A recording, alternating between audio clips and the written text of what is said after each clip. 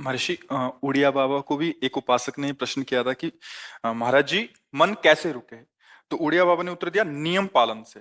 यदि हम नियम पर दृढ़ रहें तो मन हमारा क्या कर सकता है? नियम तो परमात्मा देखता है, हम लोग नियम पर दृढ़ नहीं रहते, इसी से हमारे देश की दुर्दशा है। संध्या वंदन तक का नियम जाता रहा है, भजन करने के लिए नियम की बड़ी आवश्यकता। हाँ, बड़े नियम की आवश्यकता है। तो जैसे प्रातः काल से सायंकाल तक की हर व्यक्ति की अपनी एक दिनचर्या होनी चाहिए।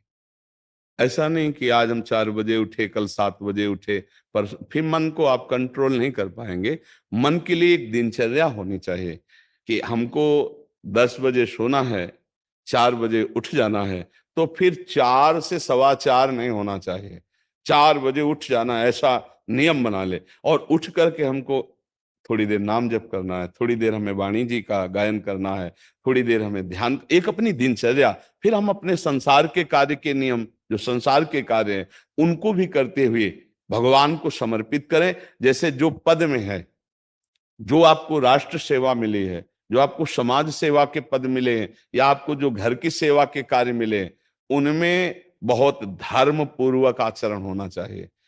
अगर आप अधर्म आचरण करते हैं, अपने पद का दुरुपयोग करते हैं, तो आप सुबह जग करके थोड़ा माला चला लीजिए, फिर भी आपका कल्याण नहीं होगा, क्योंकि आप अपने पद का, अपने सेवा का दुरुपयोग कर रहे हैं। जैसे हम जानते हैं कि अधर्म आचरण है, ये अधर्मी है, हमें पता है दोषी है, और वो हमको कुछ धन दे देता है, और हम उसको मुक्त करवाने की बात सोचते हैं, और जो निर्दोष है उसको फंसा देते हैं। अब तुम चाहे जितना माला चलाने की कोशिश करो या दान पुण्य करो, वो तुम्हारा अधर्म आचरण, वो अधर्म का धन तुम्हें सतमार्ग में नहीं जाने देगा। नियम लेना चाहिए कि जिस पद में है, जिस धर्म में है, जिस कर्तव्य में है, चाहे कुछ भी हो जाए, हम अपने कर्तव्य से विमुख नहीं होंगे। जितना जप महान है, उतने कर्तव्य महान है। दोनों बातें समझना है। जब माला फेरा और इसके बाद बेईमानी, अधर्माचरण, इनका कोई नियम नहीं है कि हमें कैसे चलना है, तो वो माला काम नहीं कर पाएगा। क्योंकि उसका तभी सत्य भाव माना जाएगा माला जपला, जब धर्माचरण है। धर्माचरण नियम से।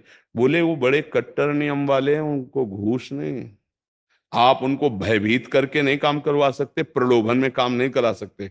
ये हमारी गृहस्थी है ना, तो गृहस्थी के पालन के लिए धन चाहिए, और धन के लिए हम धर्म को आगे रखें, धन को नहीं।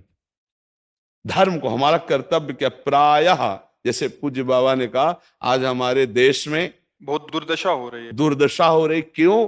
क्योंकि सब अपनी जगह से गलत हो रहे हैं। अगर अपनी जगह हम ठीक रहे तो हमारी दुर्दशा नहीं होगी। हमारा भजन कम होगा, लेकिन हम धर्म से चल रहे हैं तो हम विजयी होंगे। हम भगवान को प्रसन्न कर सकते हैं, क्योंकि हमें जो कार्य मिला है वो भगवान का ही कार्य, सृष्टि भगवान का कार्य।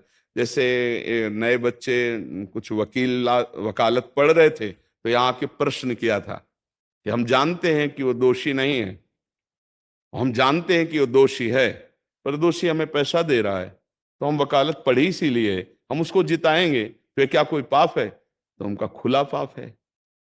बोले नहीं, हमारी कोई ऐसा कंपनी दो, ऐसा कुछ बोले कि हमारी कंपनी को ये सिखाया जाता है, तो हमको तो ये करना ही होगा, अगर नहीं करेंगे तो हमारी वकालत का मतलब क्या रहा? तो नहीं, वकालत का मतलब अधर्मी को मुक्त करवाना नहीं है।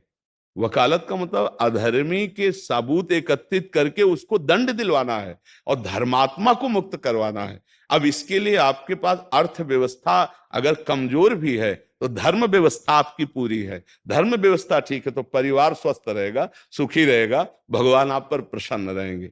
अच्छा, फिर हमने तर्क रखा कि जैसे आपकी बहन के साथ कोई गलत व्यवहार करे, आपको पता है, और वो आपको 10 लाख रुपया घूस दे, तो क्या आप उसका पक्ष लेंगे?